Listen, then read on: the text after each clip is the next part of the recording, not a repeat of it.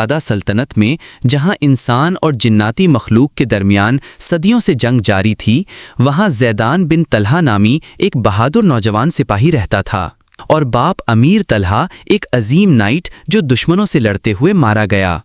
Zidane نے بچپن ہی سے طاقت اور عدل کا عزم کیا۔ جب وہ 16 برس کا ہوا، اسے مقدس تخت المہر کی تلاش پر روانہ کیا گیا۔ کہا جاتا تھا کہ جو کوئی تخت المہر پر بیٹھے گا وہ 7 مہر شدہ طاقتوں کا وارث بنے گا، مگر وہ طاقت صرف خالص دل اور قربانی دینے والے کو ہی نصیب ہوتی تھی۔ زیدان نے اپنی تربیت مکمل کی اور تقدیر کے سفر پر نکل کھڑا ہوا۔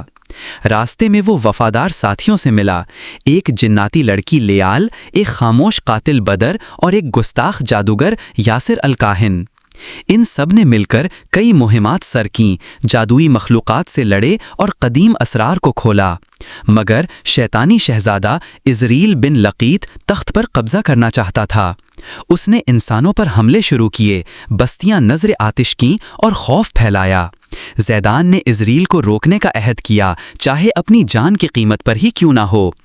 تخت المہر ایک تاریک وادی میں تھا جہاں اندھیرا اور آزمائشیں ان کا منتظر تھیں۔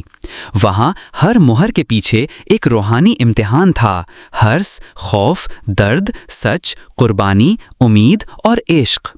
زیدان نے ایک ایک کر کے 7 امتحانوں کو کامیابی سے عبور کیا۔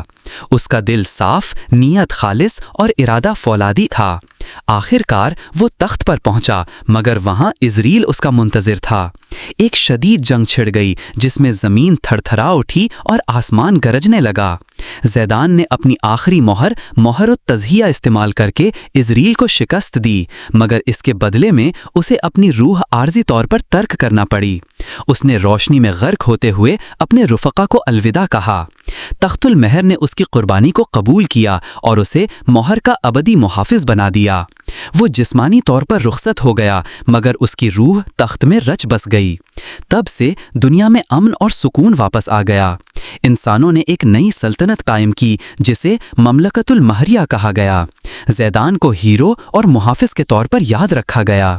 بچے اس کی کہانیاں سن کر حوصلہ اور بہادری سیکھتے اور کہتے، جہاں اخلاص ہو وہاں روشنی کبھی نہیں بجھتی۔